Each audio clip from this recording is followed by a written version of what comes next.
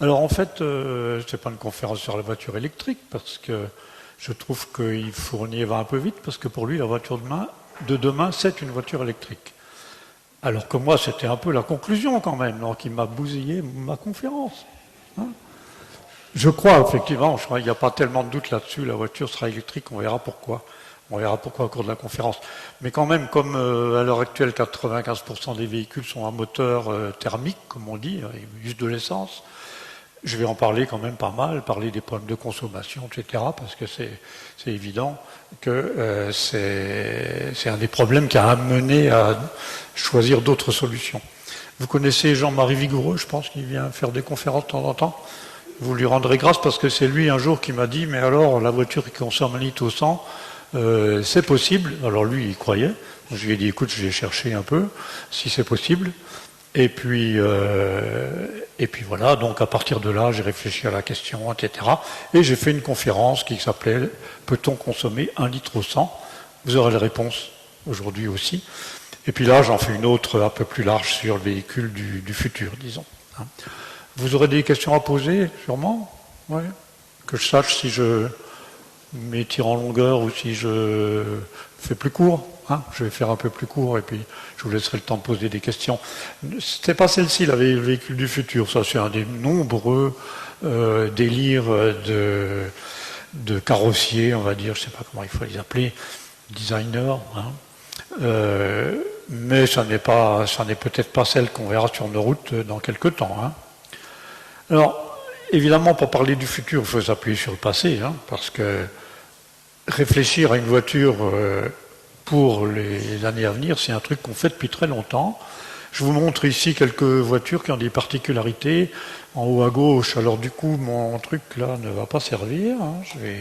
Bref, je vais vous guider comme ça. Vous voyez le petit curseur là? Oui. En haut à gauche, donc, c'est une voiture qui a été faite en 1914, je ne sais pas si vous vous rendez compte, par un carrossier sur une base d'Alfa Romeo, enfin de l'époque. Une voiture qui roulait quand même à 140 à l'heure à peu près, et qui était hyper bien profilée, etc. Elle est au musée de Compiègne, je crois, celle-là. À sa droite, vous avez une voiture bizarre avec un nez curieux, Sosema Grégoire, ça date des années 50. C'est une voiture qui a une autre particularité, elle marche avec une turbine. Donc on a aussi cherché depuis longtemps à remplacer le moteur à explosion, comme on l'appelle, par d'autres types de moteurs, dont le moteur à turbine. Il y a eu plusieurs autres choses dans le même genre. L'étoile filante de chez Renault, si vous vous souvenez de ça, etc. Il y en a eu plusieurs. Ici en bas à gauche, un Américain, Ray Russell, qui a travaillé pendant plusieurs années sur des véhicules ultra légers. Donc il essayait tout un tas de choses, des matières plastiques, c'était le début des matières plastiques, le bois. Donc il a travaillé là-dessus pour essayer de faire des véhicules les plus légers possibles, et on a fait tout un tas, j'en montre un ici. Vous voyez là, c'est peut-être pas un canon de beauté, mais enfin, ses impératifs n'étaient pas là, c'était d'essayer de faire des voitures légères. Et puis en bas à droite, j'ai pas pu m'empêcher de vous mettre une 402 de la guerre. Vous savez qu'en cas de pénurie d'essence, on fait ce qu'on peut, et on essaye de fabriquer de l'essence à partir du charbon de bois, ce qu'on faisait donc à l'époque. C'est un petit peu lourd à traîner, mais enfin, voilà. Autrement dit, on a travaillé depuis très longtemps sur l'aérodynamique, sur le moteur, sur le poids, sur le carburant, le choix du carburant, et puis éventuellement une amélioration de ce côté-là, c'est-à-dire l'essentiel des problèmes qu'on a aujourd'hui. On n'a rien inventé, et on va revoir tout ça un petit peu en détail. Il y en a encore d'autres. Le tramway que vous voyez en haut à gauche, il a circulé à Nantes, petit Burlu, c'est à Nantes, il a circulé à Nantes pendant plusieurs années, et ces années, vous voyez, 1879 à 1917, le dernier, pourquoi? Parce qu'après, il y a eu justement la traction électrique, il y a eu d'autres choses qui ont fait que ça n'était plus du tout rentable. Il marchait avec de l'air comprimé, ce qui n'est pas du tout habituel. On verra aussi un type qui a fait des voitures à air comprimé, mais qui était, lui, un truand. Et puis, en bas à droite, donc, la Brougham, ici, qui s'appelle Détroit Electric Brougham, donc, qui a un moteur électrique 1914. Donc là aussi, vous voyez, je crois que la première voiture qui a été fabriquée avait un moteur électrique. La toute première. dans les années 1800, je ne sais pas combien, 80 ou chose comme ça. Donc, ce n'est pas des nouveautés. Si ça se développe aujourd'hui, c'est qu'elles ont été, tous ces trucs-là ont été barrés par le pétrole, qui coûte rien et qui a fait que toutes les autres solutions sont devenues, n'ont pas pu survivre. Ça revient aujourd'hui parce que le pétrole coûte de plus en plus cher, il y en a de moins en moins, etc. Alors on peut encore aller plus loin dans les rêves. Une voiture, elle fonctionne sur 2 dimensions. Hein. Vous suivez la route, vous n'avez pas le droit de vous envoler. Alors est-ce qu'on peut penser qu'un jour on s'envolera avec une voiture? En voici une qui vole, Terraforgia, elle existe. Hein. Premier modèle, ce n'est pas le premier modèle, c'est le second modèle. Le premier a même eu l'homologation. Alors laquelle? Pour la route ou pour l'air? Eh bien les deux. Il y a eu 2 homologations. Ça, c'est les Américains. En France, il faudrait 50 ans pour avoir 2 homologations sur un véhicule comme ça. Et vous voyez, il y a 2 réacteurs, là, je ne sais pas quoi, turbines, je ne sais pas, qui peuvent se tourner vers le bas. Ça décolle verticalement. C'est extraordinaire. D'autres véhicules qui volent. Ah!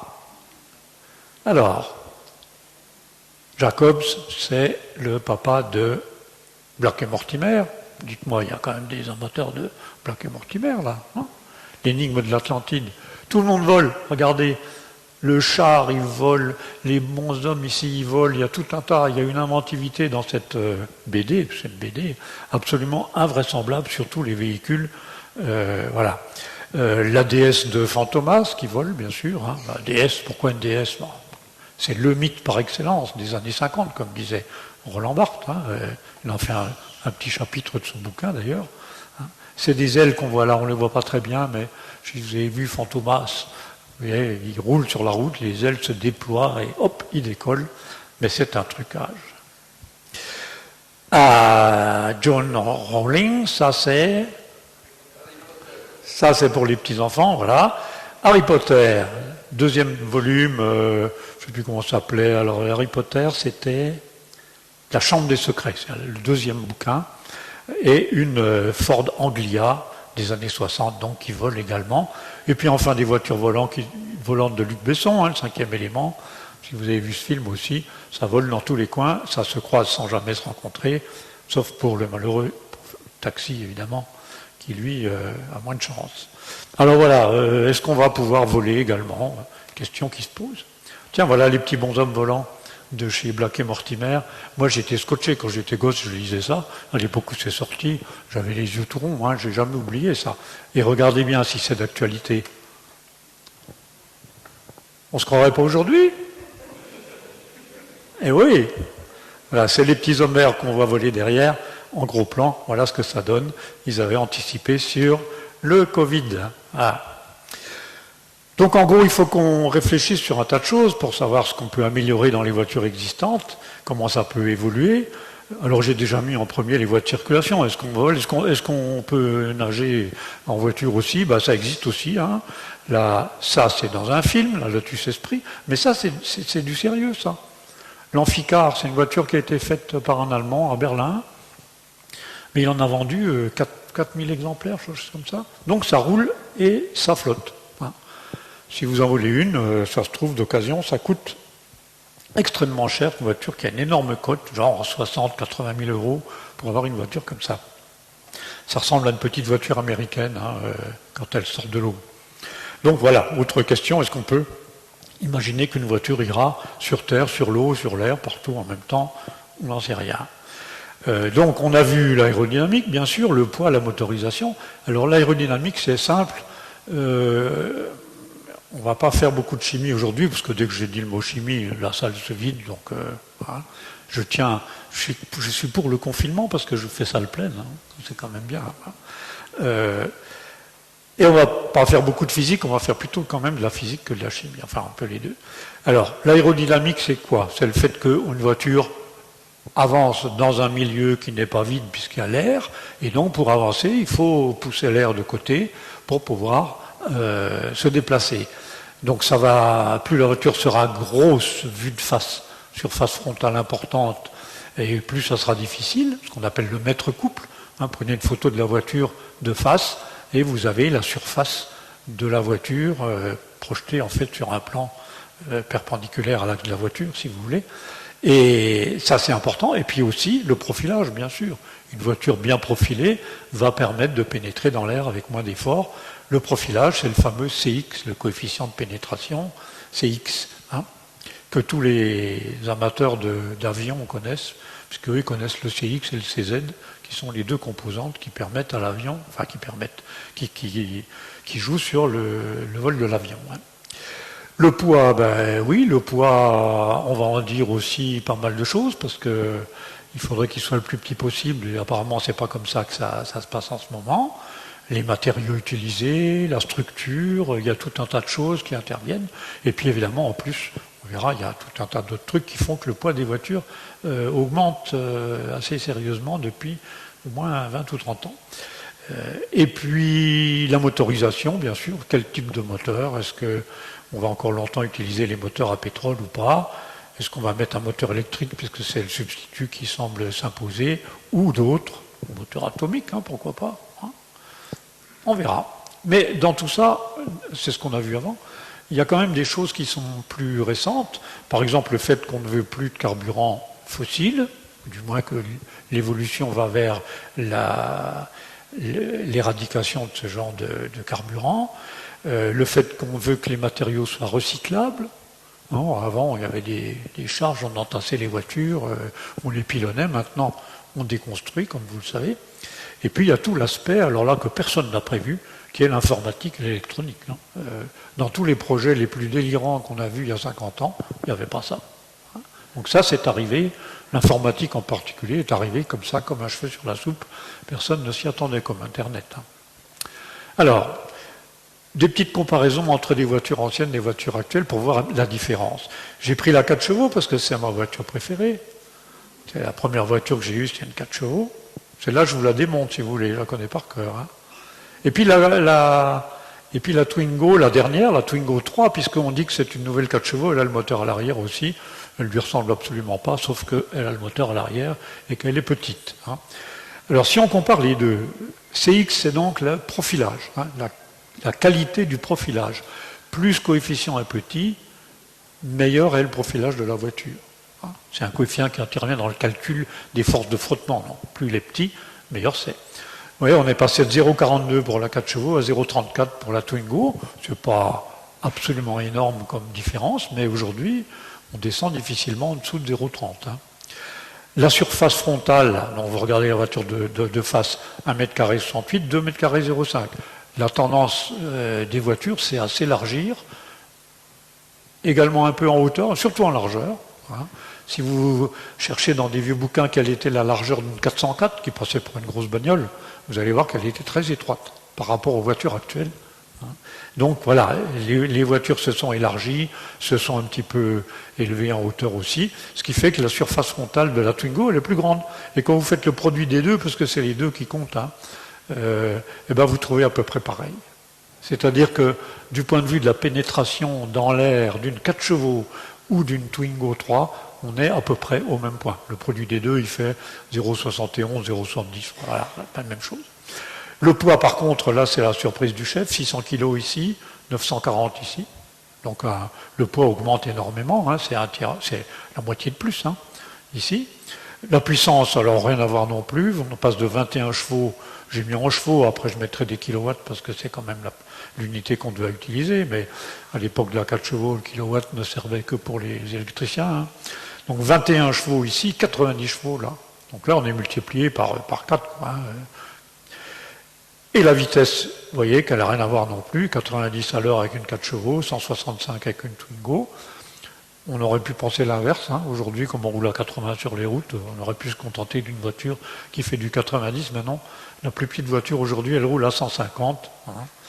Et puis, moi, j'ai une voiture qui est tout à fait moyenne. Hein. On appelle ça une citadine même, 4 mètres de long, tout ça. Eh bien, vous regardez les caractéristiques, ils vous disent que ça roule à 195 km à l'heure. Qu'est-ce que vous voulez que je foute de 195 km à l'heure, hein. C'est comme ça. Voilà. Et la consommation, 4 litres 4 ici, 10 tonnes pour la Twingo. Et puis 6 litres et demi, alors j'ai mis un point d'interrogation parce qu'à l'époque, il n'y avait pas de normes pour mesurer la consommation. Donc vous aviez 3 essayeurs différents. Il y en a un qui faisait 6 litres au 100, l'autre qui faisait 8 litres. Et puis le troisième, je ne sais pas combien. C'est très très variable. Mais en tout cas, voilà, une diminution quand même évidente de la consommation. On le voit sur beaucoup d'autres exemples.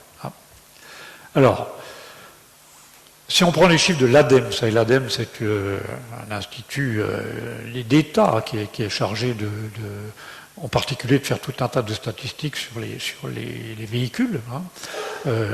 La masse des véhicules, c'est la masse moyenne, autrement dit, on prend toutes les voitures qui ont été immatriculées en France pendant un an. Et puis on prend leur masse, etc., on fait une moyenne, on additionne tout ça et on divise par le nombre de voitures. Regardez un peu, depuis 1990, comme ça a grimpé. Le total est en vert ici, on était en dessous d'une tonne. On est monté à 1,3 tonne ici, ça redescend un peu, voilà. Ça a tendance à regrimper. Mais voilà, en tout cas, voilà, une augmentation continue du poids des voitures. La puissance, on a vu qu'elle avait beaucoup augmenté. Alors vous voyez, là aussi, on voit, c'est énorme. Dans les années 90, on était autour de... C'est des kilowatts là, cette fois-ci. On a les bonnes unités.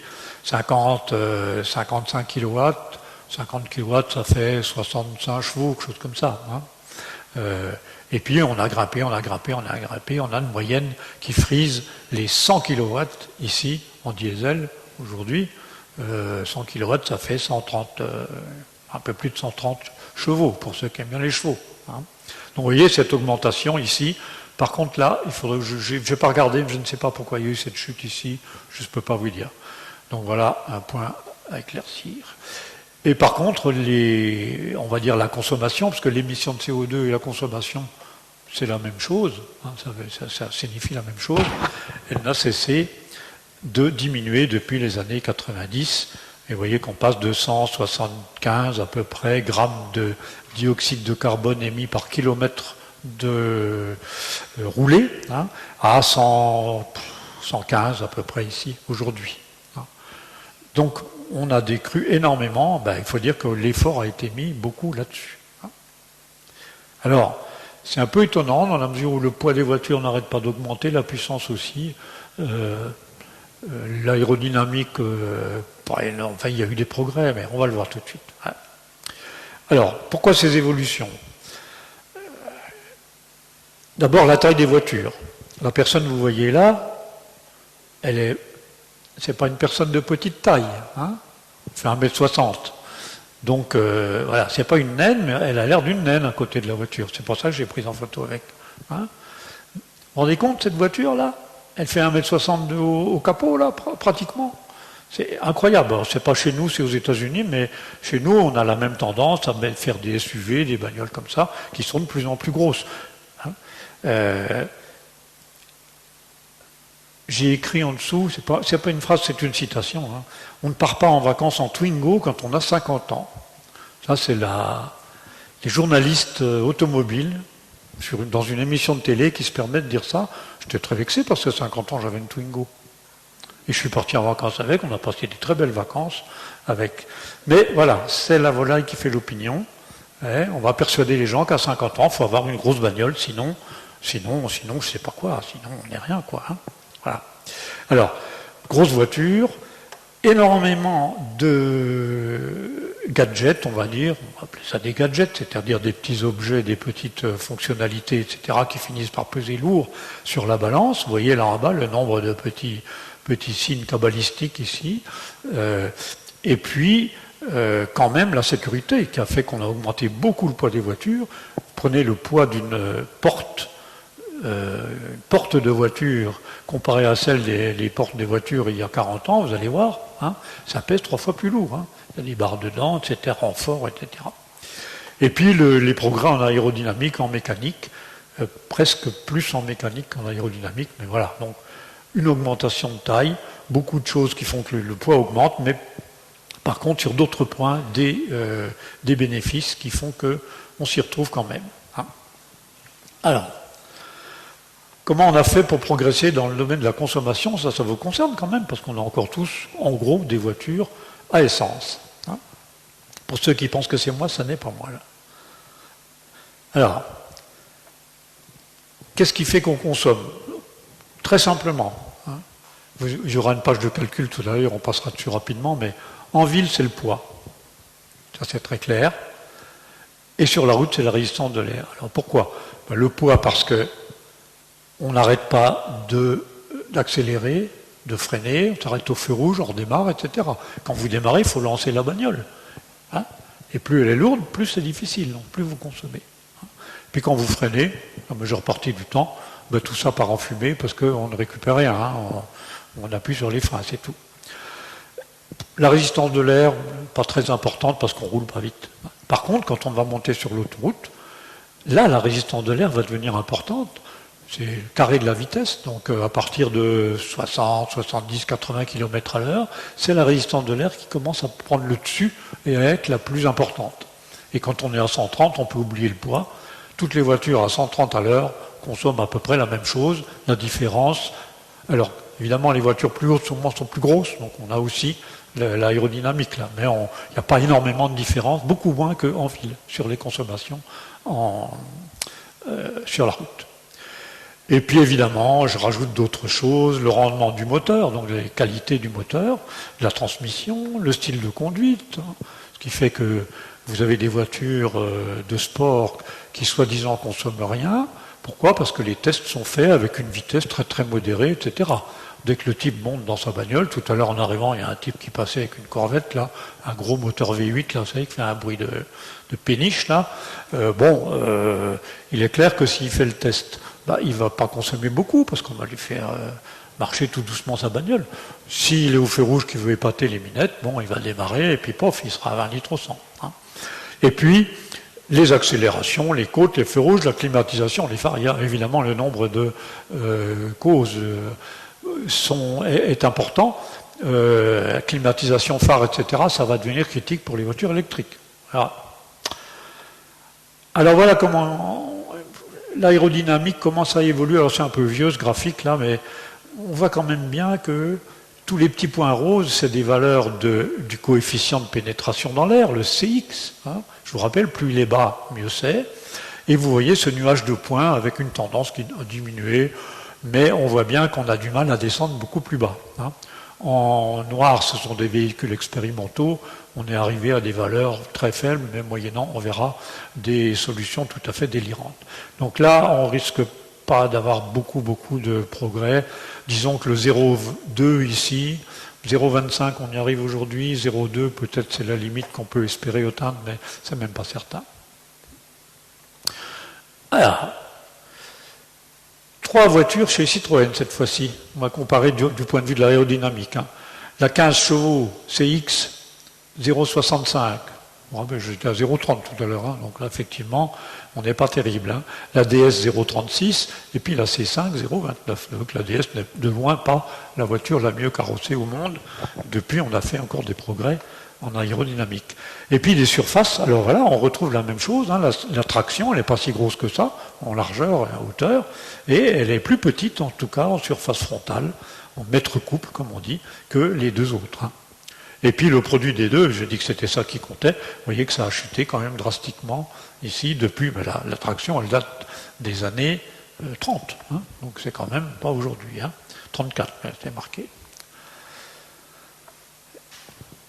Des choses qu'on ne remarque pas forcément, je reviens chez Renault avec la 4 chevaux, la 4L, j'ai pas le CX, la 4L, mais bon, bref, la 4 chevaux, la Twingo 1 et la Twingo 3. Vous voyez l'inclinaison du pare-brise ici? Vous étonnez pas si vous ne pouvez plus nettoyer le pare-brise à l'intérieur. Le bout du pare-brise, il est à 1 km. Hein, c'est comme ça. Voilà. Alors que dans le temps, c'était facile. On avait la vitre devant soi et on pouvait facilement la nettoyer. Voilà. Mais par contre, évidemment, ça donne des progrès en profilage hein, qui sont importants. Pour ceux qui aiment bien les voitures et les voitures anciennes, une voiture comme la Jaguar E, ça pourrait plus se faire aujourd'hui. Elle a un pare-brise presque vertical. Aujourd'hui, elle aurait un pare-brise à 45 degrés, hein, sinon moins. Ouais. Alors, Est-ce qu'on peut faire mieux que ça? Ben oui, on peut encore faire plus bas, on peut encore faire plus étroit, etc. Hein, voilà. Vous voyez cette voiture-là? Ça, c'est le marathon Shell, hein, qui a lieu tous les ans. Je ne sais pas si c'est encore lieu maintenant, mais qui avait lieu tous les ans. Et ce véhicule-là, avec 1 litre d'essence, il a fait 3688 km. Alors je vous rassure, on n'aurait pas fait rouler pendant 3600 km. Il serait complètement mort de fatigue là-dedans. Mais on leur met un petit réservoir, c'est une ampoule comme ça, en verre, on pèse, on met ça dans la voiture, le type il fait quelques tours de circuit, je ne sais pas combien, enfin il y a un certain nombre de kilomètres, on enlève le réservoir, on pèse à nouveau, parce que là, puis là on est au milligramme, hein, parce que ça ne consomme plus rien du tout, quoi. Mais on verra la tête du bonhomme qu'il y a dedans aussi, tout à l'heure peut-être. Le poids, alors il y a une petite amélioration sur le poids, mais qui est récente. Hein. Vous voyez, entre 207 et 208 chez Peugeot, là, on a quand même, on est passé d'une tonne 100 à 975 kg, donc c'est quand même une diminution tout à fait notoire. De même chez Volkswagen, les deux petites, là, la Fox et puis sa remplaçante, la Up, 1070, on passe à 930. Donc on a une diminution associée à tout le reste, ça donne aussi une diminution dans les consommations. Hein. On va faire de la physique, là. J'ai pris un exemple récent pour ceux qui suivent le Tour de France. Hein. Les vainqueurs du Tour de France sont là. Hein. Et qu'est-ce qui fait qu'on monte plus vite en vélo que son voisin? Il y a deux choses. On peut tourner à toute vitesse. Si vous faites un peu... Moi, je fais du vélo, alors de façon complètement amateur, hein, pas du tout...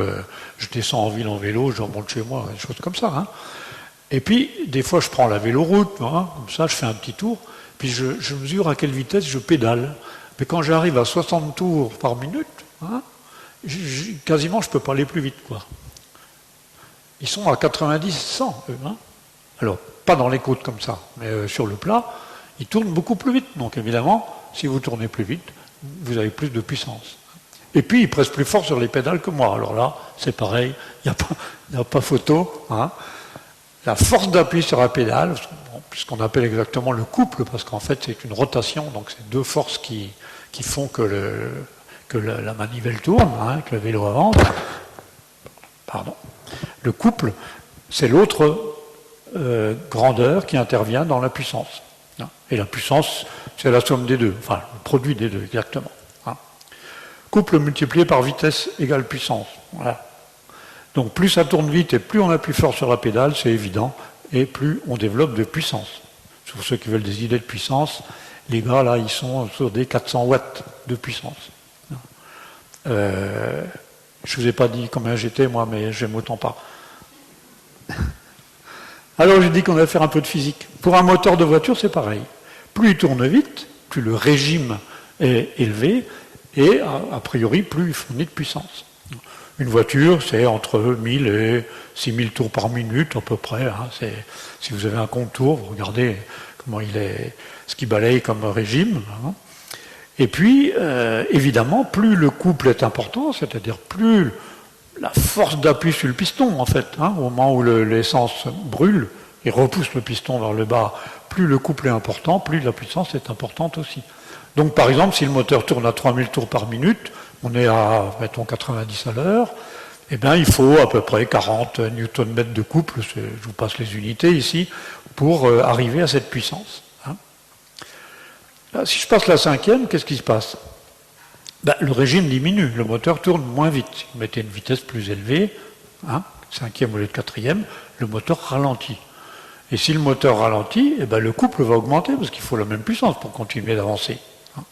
Donc si je mets la cinquième, je vais être un peu plus à gauche et un peu plus vers le haut. Puis si je mets la sixième, si j'ai une sixième vitesse, je vais encore être un peu moins vite en rotation et un petit peu plus en couple, de telle sorte qu'on j'ai toujours la puissance nécessaire pour faire avancer la voiture.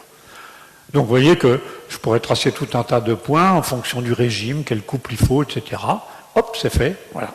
À 90 à l'heure, puissance de 15 à 20 kW à peu près. Hein. Voilà la courbe qui dit, si ton moteur tourne à cette vitesse-là et qu'il te faut, on va dire, 20 kW de puissance, eh bien, le couple devrait être à telle valeur. Voilà. Alors pourquoi il y a tout ce choix de vitesse? Pourquoi on a 3, 4e, 5e, 6e, 7e? Moi j'ai 7 vitesses sur ma bagnole. Heureusement, je les change pour moi-même. Il y a une boîte automatique qui fait ça pour moi.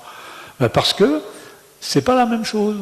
Si vous êtes en 6e ici, là, et si vous êtes en 4e là, le rendement du moteur n'est pas le même. Donc vous allez gaspiller de l'essence plus si votre moteur tourne vite que s'il tourne lentement. Alors, cerise sur le gâteau, voilà, le rendement du moteur superposé à tout ça, c'est des coupes de niveau, 0,35 là, entre les deux derniers verres, c'est-à-dire ici, on est à 35% de rendement, 30% dans les oranges ici, 15% là en bas. Autrement dit, quand vous êtes en 4e, votre rendement il tourne autour des 20% on va dire. En 5e, peut-être à peine mieux. Et puis en 6e, on doit être à 30% ou quelque chose comme ça. D'accord? Donc l'intérêt, voilà, d'essayer d'arriver où? Il faudrait arriver là. Pour que vous gaspilliez le moins possible d'essence, il faudrait arriver ici. Là, on ne peut pas parce que 150 Nm et puis 2500 tours, ça fait une puissance colossale. Donc ça n'est bon que quand on roule très vite et qu'on a besoin de toute la puissance. Autrement, on n'y est jamais. Donc quand on vous parle du rendement d'une voiture, c'est un problème très compliqué. Il dépend de beaucoup de choses, le rendement. Et on ne peut pas dire le rendement de mon moteur est de 30%. Des fois c'est 15%, des fois c'est 35%. Voilà. En moyenne, peut-être 25%, quelque chose comme ça. Voilà. Alors, 4e critère de consommation. On n'a pas parlé de ça, les côtes, les descentes, le freinage, l'accélération. Quand vous montez une côte, vous gagnez de l'énergie. Vous avez besoin de plus d'énergie, et cette énergie, vous la gagnez parce que plus vous êtes haut en altitude, et plus vous avez d'énergie, comme on dit, potentielle. La preuve, une fois que vous êtes au-dessus, vous pouvez vous laisser redescendre. Ceux qui ont lu Canyon Apache savent ça. Les Indiens sont au-dessus du canyon. Ils ont des gros cailloux, là, en équilibre. Et quand les soldats passent en dessous, hop, un petit coup de levier et le caillou tombe tout seul. Bon, pour le monter là-haut, il fallait fournir de l'énergie, c'est l'énergie potentielle. Et quand il tombe sur les types en bas, je ne vous dis pas ce que c'est comme énergie. Les accélérations, c'est pareil. Si on veut faire aller la voiture plus vite, eh bien, on va lui faire gagner donc de l'énergie. C'est de l'énergie cinétique. Plus les voitures vont vite, plus son énergie cinétique est grande. Tous ceux qui ont passé le permis il y a moins de 30 ans le savent. 1,5 de MV2, on apprend même quand on passe le permis aujourd'hui. Donc il faut fournir cette énergie et on dépense de l'essence supplémentaire pour arriver à la bonne vitesse. Descente et freinage, c'est l'inverse. Sauf que, alors en descendant, on devrait récupérer l'énergie, en freinant aussi. On ne la récupère pas, c'est-à-dire qu'on freine et toute la chaleur qui part ici, vous voyez là, dans les tambours, eh bien, c'est dissiper l'énergie que vous aviez accumulée pour l'environnement, pour réchauffer l'environnement. Voilà. Et mon dessin n'est pas juste, parce que la 2 chevaux n'a pas les freins dans la roue, mais à l'intérieur du côté du moteur. Bref. Voilà, donc l'intérêt, ça serait d'arriver à récupérer cette énergie. C'est quand même malheureux en vélo, moi quand je descends en ville à Besançon, d'être obligé de freiner dans la descente, quoi. J'aurais bien aimé garder cette énergie, la conserver pour faire autre chose avec, etc. Si je freine pas, je me casse la figure en bas. Je suis bien obligé de freiner. Alors on peut le faire aujourd'hui. On fabrique du courant électrique, on met une génératrice, c'est-à-dire une génératrice de courant, qui va freiner la voiture, parce que pour faire tourner la génératrice et fabriquer le courant, il faut faire tourner l'arbre de la génératrice, et ça consomme de l'énergie. Donc on lui fait fournir du courant, ça freine la voiture mécaniquement, et puis on stocke ce courant dans une batterie, dans un tas de choses. On peut mettre des supercondensateurs, enfin bref. Ou alors, on peut aussi emmagasiner de l'énergie cinétique, un volant, et puis dans la descente, on le fait tourner de plus en plus vite en utilisant l'énergie en descendant, et puis on a donc un volant qui va tourner à toute vitesse et qui permettra éventuellement de relancer la voiture ensuite. Ça se fait sur des voitures de course, ça. 2 records de consommation, la Golf et la 308 qui ont été faits dans les années 2013, je crois. Alors, je vais vous dire ça. Hop. record, voilà, la Golf TDI, novembre 2013, et puis l'autre à peu près pareil, mars 2014. Mais il faut voir dans quelles conditions ça a été fait. Hein. La Golf, la première là-haut, Golf TDI, donc diesel, 77 km/h de moyenne, c'est pas si mal, hein. 1600 km de Nantes à Copenhague, en passant par Paris-Anvers, Brême, Hambourg, de nuit évidemment, en calculant les itinéraires pour pas trop avoir de feu rouge, enfin bref, avec des gens qui ont le pied très léger sur la pédale, en arrangeant, en gros, on déblaye tout devant pour que la voiture puisse rouler sans être obligé d'accélérer, de freiner, etc. Enfin, sur la 308, c'est un peu plus discutable parce qu'elle a fait son record à 56 km/h de moyenne. Bon, quand même pas beaucoup, mais c'est 56 km/h quasiment de vitesse constante. Sur un circuit en Espagne, à Almeria, ils ont tourné pendant je ne sais pas combien de temps. C'est pas marqué. Bon. Donc là, ce n'est pas du tout les conditions d'utilisation normales. Hein. Et vous voyez, on est encore à 3 litres au 100, on n'est pas un là. Hein. Sur des records qui ont été faits, je peux vous dire que chez Peugeot, ils ont bossé pour réussir à battre Volkswagen, puisque c'est l'ennemi héréditaire, comme chacun sait, de Peugeot. Hein. Alors, les véhicules expérimentaux, ils font mieux. Hein. La soi-disant voiture à 1 litre au 100, la voici. Vous voyez la petite dame là, hein. Alors elle ne fait pas plus d'1,60 m. C'était la présentatrice du modèle au Salon de Genève. Et vous voyez que la voiture ici fait 1,15 m de haut. Hein. Donc elle est vraiment aplatie. On peut monter dedans. Moi je suis monté dedans, donc on peut monter dedans. Elle coûte une fortune. Elle coûte exactement 110 000 €. Si vous voulez en acheter une, il y en a une à vendre en Angleterre, puis une en Allemagne en ce moment, je crois. Parce que tous les matériaux sont extrêmement chers, etc. Enfin, tout a été optimisé, bien sûr, pour qu'elle consomme le moins possible. Et on verra qu'elle consomme même pas 1 litre au 100, mais plus. Hein. Avec un CX record de 0,186, évidemment, dû à sa petite taille. Elle est bien profilée et elle a une toute petite taille. Et puis, le microjoule que voici ici, là, l'espèce de cigare, vous voyez comment on conduit là-dedans, hein, pour arriver à faire 3000 km. Alors en plus, donc le type est complètement couché dedans, hein, il a un petit moteur de mobilette, enfin un truc comme ça, qui a été optimisé aussi. Et puis, donc sur le circuit par exemple du Castellet, ça monte, ça descend. Hein. Dans les descentes, on coupe le moteur, on va à la roulette jusqu'en bas, on redémarre le moteur pour monter la côte, etc. Enfin, c'est tout un cirque. Bon, ça n'a qu'une valeur démonstrative comme ça, mais bon. Et puis le lycée de la Joliette, là, de chez Microjoule, là, c'est des spécialistes. Hein, ils ont un lycée qui a comme une section automobile et tout, et c'est leur vitrine. Hein, voilà. Ben j'ai dit qu'on allait pouvoir faire des calculs quand même. Je vous les passe les calculs, mais voilà, si on veut faire des calculs, il faut la surface frontale, le coefficient de pénétration dans l'air, le coefficient de frottement solide. Hein, quand on pousse une voiture, même à l'arrêt, il y a des frottements dans les roulements, etc. Il faut la masse de la voiture pour l'énergie cinétique. Il faut le rendement du moteur. J'ai mis 35%, je suis gentil. Hein. Et puis le pouvoir calorifique du carburant, puisque pour savoir avec telle puissance qu'il faut fournir, combien ça fait de carburant, donc connaître la quantité d'énergie que peut fournir 1 litre de carburant. Alors moyennant ça, j'ai fait tous ces calculs-là, hein, à 4 températures, à 4 vitesses différentes, 50, 80, 130 et 158, qui est la vitesse maximale de cette Volkswagen, là. Et puis voilà, on les calcule ici, et on trouve la puissance nécessaire, 3, 10, 17 kW. Le moteur avec son rendement, évidemment, il faudra plus de puissance à l'entrée. Et la consommation. Et vous voyez que 1 litre au 100, on y arrive à 70 à l'heure. Mais si on est à plus de 70, on est au-dessus d'1 litre au 100. Et le calcul est théorique, c'est-à-dire qu'on risque fort d'être au-dessus. Hein. Au minimum, on doit être là-dessus, quoi. 2 litres au 100 à 130. Et puis, quand elle est à fond la caisse, 3 litres au 100. Voilà. Donc c'est pas la voiture, si c'est la voiture à 1 litre au 100 si vous roulez à 60 à l'heure, hein, avec. Voilà. Donc vous pouvez acheter la voiture 110 000 € et ne dépassez pas le 60, sinon votre pari sera perdu. Hein. Vous voyez, elle est bien profilée. Hein.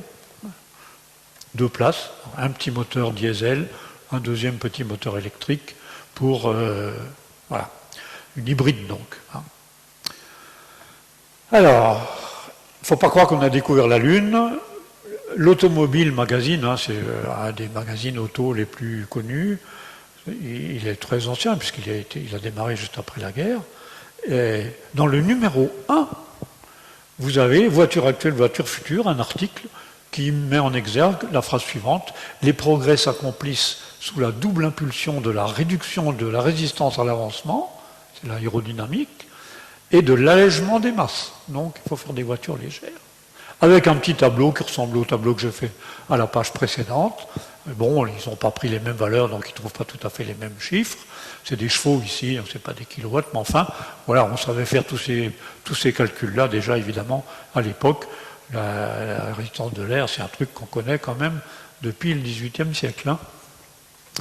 Y compris d'ailleurs, voilà, les revues automobiles s'y trompaient pas, les constructeurs également, Matisse, qui était un constructeur français, hein, qui met en exergue le poids, voilà l'ennemi. Hein. 440 kg la petite voiture, la Matisse 333 là, hein, avec un petit moteur de 15 chevaux qui roule à 100 à l'heure, elle a 3 roues, elle a un CX de 0,28 qui est tout à fait remarquable, vous voyez qu'elle est bien profilée. Hein. Voilà. Donc tout ça c'est très connu. Alors vous allez me dire pourquoi est-ce qu'on n'a rien fait depuis? Bon, on n'a rien fait depuis parce que l'essence coûtait rien, c'est tout. Il n'y a pas d'autre raison. Hein. Alors, les mauvaises idées pour changer de carburant. Il faut absolument que je parle quand même du moteur à eau, parce que c'est une sacrée solution, ça. Hein. Rouler avec de l'eau, vous vous rendez compte? Hein. L'automobile, ça c'est 74, hein, c'est pas 46, mais quand même. Hein. Stupéfiant, j'ai vu tourner le premier moteur à eau. C'est Thévenet qui a fait l'article, Thévenet qui était le grand journaliste automobile de l'époque, hein, qui fait tous les essais, etc. Un type très sérieux par ailleurs, mais qui aurait dû se renseigner auprès d'un physicien ou d'un chimiste ou de n'importe quel type qui avait quelques idées sur ce que c'est que l'énergie, et il aurait vu que ce n'était pas possible. Hein. C'est extrait, la photo est extrait de l'article en question. Jean Chambrin, là, et Jacques Jojon, ici, là, ingénieur et tout, hein, qui sont devant leur banc moteur. Nous travaillons avec nos propres moyens. En haut à droite, le réservoir d'eau. Donc ça, c'est ce qui est écrit en bas ici, là. Hein, d'accord ? Voilà. Donc un réservoir d'eau, mais à côté, il y a un réservoir d'alcool aussi. Alors, il y a déjà un petit doute là. Hein. Bon, après tout, si on mélange moitié-moitié, ils faisaient des mélanges 60-40, alcool-eau, on peut se dire que c'est 40% d'économiser. Sauf que l'année suivante, la voiture a été testée, pas la même, ça c'est une ID19, c'est une R16 qui a été testée par l'UTAC, donc l'organisme de certification automobile, hein, et leur Renault 16, elle plafonnait à 90 à l'heure ou 95 en consommant 35 litres au 100 de ce mélange eau-alcool. Hein. Bon, plus de signes de vie, depuis ils ont disparu. Chambrin est parti au Brésil, sans sa femme d'ailleurs, parce qu'au Brésil ils font beaucoup d'alcool, ils ont des voitures qui marchent à l'alcool, il espérait faire fortune là-bas, bon, apparemment ça n'a pas marché. Hein. Bon, voilà, et il serait mort en 97, extraordinaire, parce qu'on ne sait pas la suite, etc. Tout est prêt pour la théorie du complot, là. Voilà. Alors, j'ai fait de la physique, je fais de la chimie. Hein. Est-ce que l'eau peut être un carburant? Question qui n'est pas stupide. Hein. On peut se poser la question. Je vais essayer un truc. Ah ah. Ouf. J'essaie de voir si on voit ma tête, mais on ne voit pas plus ma tête. Bon, tant pis. Quand on fait brûler un carburant, on le fait brûler avec de l'air, ou avec de l'oxygène, enfin bon, voilà. Donc il faut un carburant et quelque chose pour le faire brûler, pour réagir avec lui, qu'on appelle le comburant. Hein. Et ça donne des produits de réaction et ça dégage de l'énergie, puisque c'est pour ça qu'on fait brûler le corps. D'accord ? Voilà. Un peu de chimie, je ne vais pas détailler tout ça, je considère ici que ça c'est de l'octane, donc c'est de l'essence, hein, brûle avec de l'oxygène, va donner du dioxyde de carbone et de l'eau, et de l'énergie, 12 kWh par kilogramme d'essence. Je prends du méthane, donc gaz naturel, hein, le méthane brûle dans l'oxygène, donne du dioxyde de carbone et de l'eau, et libère de l'énergie. je prends de l'hydrogène, tout ça, ce sont des carburants, pardon, hein, l'essence, le méthane, l'hydrogène, brûle avec l'oxygène et donne de l'eau et de l'énergie. Autrement dit, si vous voulez utiliser de l'eau comme carburant, il faut retourner la réaction dans l'autre sens. Hein. L'eau va donner de l'hydrogène et de l'oxygène, parce que ça pourrait donner d'autres. Vous pouvez imaginer que l'eau réagit avec l'oxygène, ça ne marche pas du tout. Si, vous pouvez faire de l'eau oxygénée, ça va vous coûter bonbon en énergie, mais on peut y arriver. Mais... Autrement dit, si vous transformez l'eau en hydrogène et oxygène, bien vous allez devoir non plus, vous ne recevrez pas cette quantité d'énergie, mais vous serez obligé de la fournir pour que ça marche. Hein. Ça va demander donc 3,7 kWh d'énergie par kilo d'eau décomposée. Hein. Si vous mélangez de l'hydrogène et de l'oxygène, il ne se passe rien. Si vous voulez que ça... Pardon, oui, ici. Mais si vous mettez une petite étincelle, boum, ça part, hein, comme l'essence, quoi. Hein. Et l'eau, si vous attendez qu'elle se décompose en hydrogène et oxygène, avec des catalyseurs, tout ce que vous voulez, vous n'y arriverez pas. Hein. Il y a moyen quand même. On peut chauffer au moins plus de 2000 degrés, ça finit par se casser en morceaux. Ok, il faut les fournir, les 2000 degrés. Encore une fois, énergie fournie. Ou alors on électrolyse, et l'électrolyse aussi, il faut une batterie qui fournit du courant. Donc ici, à nouveau, on fournit l'énergie nécessaire pour pouvoir dissocier l'eau en hydrogène et oxygène.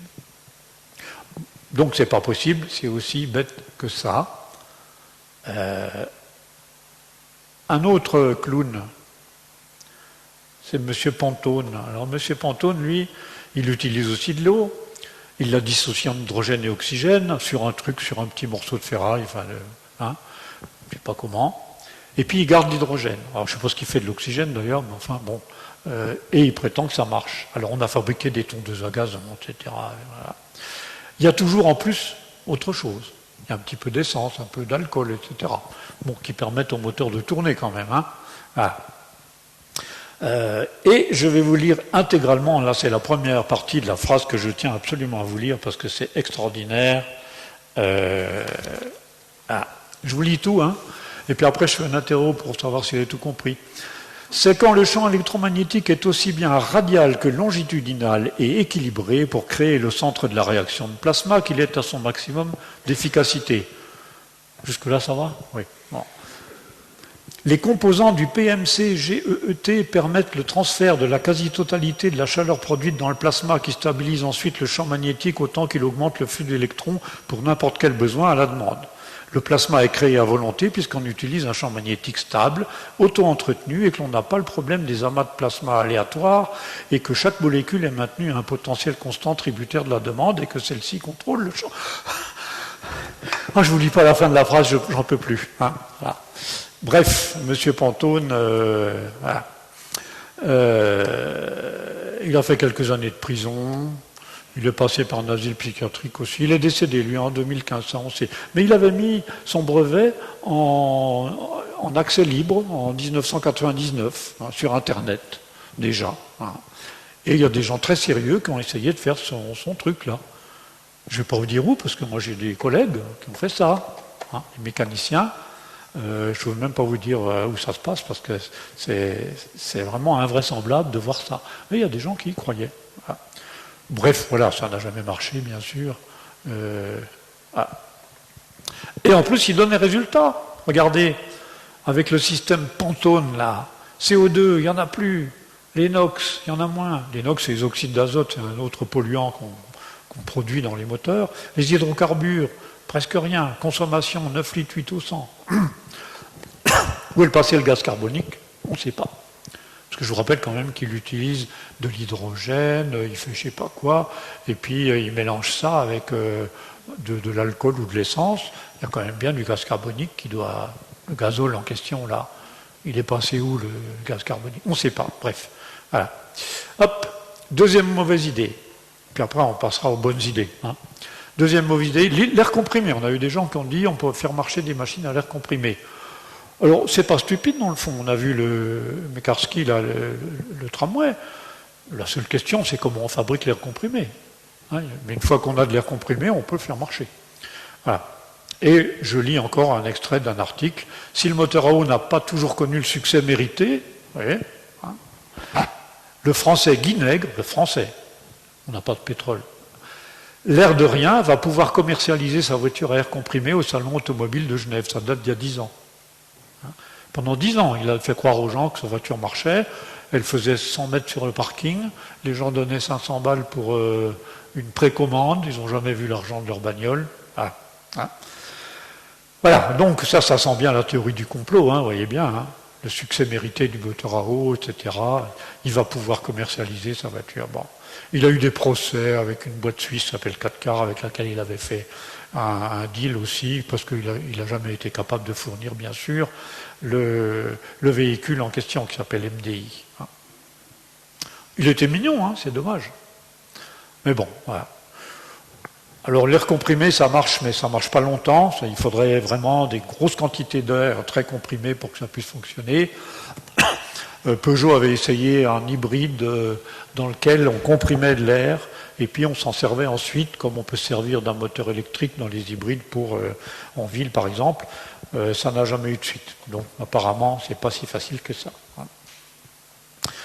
Ah, il y a encore une mauvaise idée, la voiture atomique. Eh oui, Atomic Car Coming, hein, c'est marqué. Hein. Voilà.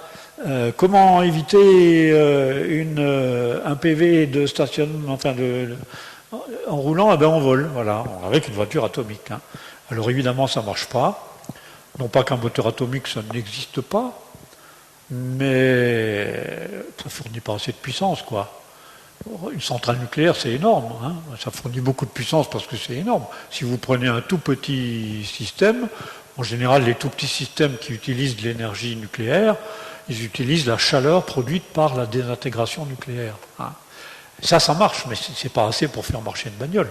Alors, exemple, voyageurs, les sondes voyageurs sont partis en 1977 pour voyager vers les planètes extérieures, Jupiter, Saturne, Uranus, Neptune. Elles ont un générateur atomique, mais il fournit 470 watts. Bon, ça suffit pour envoyer les informations, faire marcher un peu l'appareillage, etc. Elles fonctionnent toujours, au final, hein, elles sont aux confins du système solaire, là-bas, en train de sortir. Voilà. Puissance très très faible. Curiosity, le robot qui est sur Mars, il est parti en 2012, je crois, et bon, il a été posé sur la surface de la planète Mars, et depuis il se déplace en utilisant aussi l'énergie atomique, enfin nucléaire, c'est pas exact. Il a fait 21 km quand même, hein. Mais ce qui manque, c'est la puissance, clairement. Hein. C'est pas le fait que ce soit impossible. Et puis l'autre truc, évidemment, c'est que c'est dangereux, quoi. Hein. On a des risques qu'on n'a pas envie de prendre. Ah. C'est pour ça aussi que les fusées ne sont pas atomiques non plus, parce que si la fusée se casse la figure, on n'est pas très bien, quoi. Alors les bonnes idées, allez, je me dépêche un peu. Voilà une bonne idée. Non? C'est même pas, c'est des petits chevaux, là, je sais pas quoi, hein, voilà.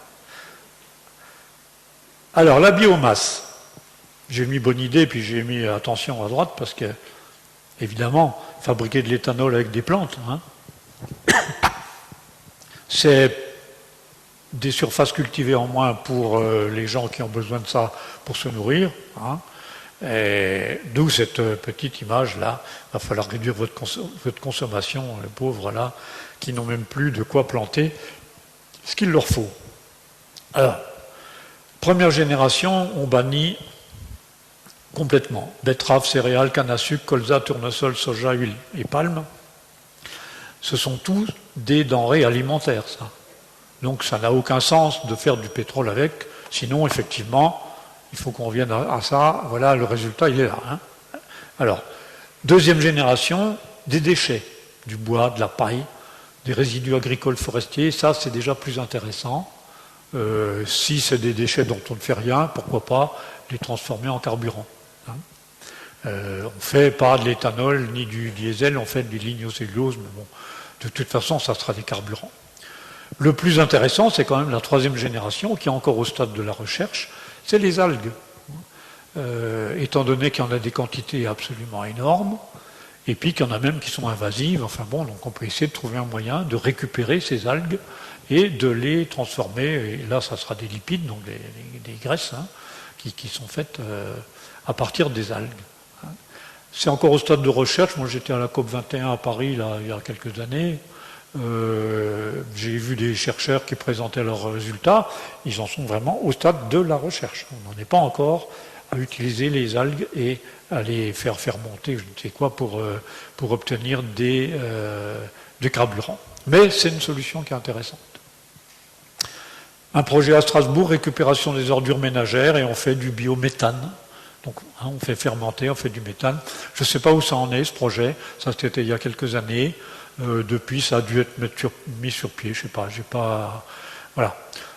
Donc, station d'épuration, on fait du biogaz en faisant fermenter, et puis le biométhane est envoyé dans le réseau de gaz naturel de la ville qui peut servir pour l'industrie, pour le chauffage domestique ou comme carburant. D'ailleurs, comme carburant, vous avez toute la gamme Fiat qui a une version fonctionnant au gaz, au méthane, au gaz de ville. C'est intéressant dans la mesure où ce gaz n'est pas obtenu à partir du pétrole, c'est sûr. Mais comme il y a d'autres possibilités, ça peut être aussi quelque chose d'intéressant. Ça marche exactement comme une voiture normale. J'ai roulé dans une Panda là, qui marchait au gaz, vous voyez pas la différence avec un véhicule normal. L'hydrogène. Tout à l'heure, on a dit l'hydrogène et l'oxygène, ça donne de l'eau. Ça c'est l'intérêt principal, c'est ça. Donc c'est pas un polluant, l'eau, on le saurait. En plus, si l'hydrogène est fabriqué à partir de l'eau, par électrolyse, je ne sais pas quoi, ça peut être un bon moyen. Ici, par exemple, vous avez les boosters de la fusée, la navette, là, la fusée porteuse de la navette. La fumée blanche que vous voyez là, c'est de l'eau. Parce que les deux propulseurs ici marchent à l'oxygène et l'hydrogène. Donc ils fabriquent de l'eau. Et cet énorme panache de fumée blanche, c'est ni plus ni moins que de la vapeur d'eau. Voilà. On fabrique de l'énergie en faisant brûler l'hydrogène. Il y a des véhicules qui ont fonctionné avec de l'hydrogène directement envoyé dans le moteur, avec un moteur classique, un moteur explosion. On remplace l'essence par de l'hydrogène. Alors il y a des petits réglages à modifier, mais ça marche. Alors, c'est extrêmement énergétique, l'hydrogène, et 33 kWh par kilo d'hydrogène au lieu de 13 pour l'essence. Mais par contre, c'est très léger, l'hydrogène. C'est le plus léger des éléments, donc le gaz, c'est le plus léger des gaz. Et quand vous regardez ce que ça donne par litre, vous voyez que pour l'essence, autour de 10 kWh par litre, donc, alors que l'hydrogène, c'est 3 kWh, mais pas par litre, par mètre cube, 1000 fois plus. Et oui. Donc l'idée, il faut comprimer l'hydrogène pour arriver à en avoir beaucoup dans un petit volume. Aujourd'hui, dans les voitures qui fonctionnent à l'hydrogène, on va le voir, en gros, c'est 100 km avec 1 kg d'hydrogène. Alors voilà un énorme réservoir ici. L'hydrogène sous pression, on peut tracer des courbes comme ça qui vous disent à telle pression vous stockez tant d'hydrogène. Par exemple ici, la norme aujourd'hui c'est 700 bars. Il y a eu 350, mais aujourd'hui c'est à peu près abandonné. À 700 bars de pression, vous avez seulement 40 grammes d'hydrogène par litre. Alors c'est encore pas énorme. Mais bon, 100 km avec un kilo d'hydrogène, ça veut dire qu'il faut faire un réservoir de 5 kg à peu près. Ça fait 500 km d'autonomie. 5 kg, on y arrive, c'est un peu volumineux, mais enfin ça se fait. Voilà par exemple une entreprise qui est à Dole, Maïtech, qui a été montée par un prof de l'université, qui bosse à l'IUT d'ailleurs encore là, qui travaille sur le stockage de l'hydrogène dans des réservoirs sous pression. Donc celui-là, c'est un réservoir qui n'est pas fait pour mettre dans une voiture, mais pour stocker de l'hydrogène. Voilà. À 500 bars de pression, on peut stocker jusqu'à une dizaine de kilos d'hydrogène dans le réservoir de 300 litres, qui fait quand même 260 kilos, parce que là, il faut que ça résiste à la pression. Alors, on verra l'hydrogène après, oui. L'électricité, bonne idée ou pas bonne idée? Je ne sais pas d'où ça sort, ça. C'est rigolo, On trouve des trucs comme ça des fois, puis après, bref. Voilà. Alors évidemment, quand je disais l'hydrogène, il faut savoir d'où il vient. Si on le fabrique à partir de l'eau par électrolyse, c'est très vertueux. Si on le fabrique à partir d'autres choses, ça peut être moins bien. L'électricité, c'est la même chose. Pour charger une batterie, il faut brancher ça sur une prise. Qu'est-ce qu'il y a de l'autre côté de la prise? Eh bien, il y a une centrale à charbon, il y a une centrale nucléaire, il y a une éolienne, il peut y avoir un tas de choses. Et donc, le problème n'est pas complètement résolu. Il ne suffit pas d'avoir une batterie, il faut encore la charger. Alors, pareil, aujourd'hui, pour avoir des idées simples, je dirais que 100 km, ça se fait avec un stockage dans une batterie de 15 à 20 kWh. Les kWh, c'est une unité d'énergie. Les voitures, si vous regardez les voitures électriques qui existent, dans les chiffres qu'on vous donne, on est autour de 15 kWh pour 100 km. Donc une batterie de voiture électrique qui fait, je sais pas, une cinquantaine de kWh, c'est déjà des batteries assez conséquentes, là, vous pouvez espérer faire 300 km avec, quoi. Je ne vous explique pas le fonctionnement d'une batterie lithium-ion, c'est très compliqué, pas simple du tout à expliquer. Derrière une batterie, derrière l'électricité, on met un moteur électrique.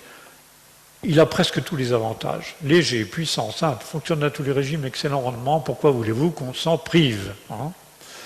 Léger, simple et puissant. Je compare deux moteurs. Le moteur explosion classique que vous avez dans votre voiture, et puis le moteur électrique, ici.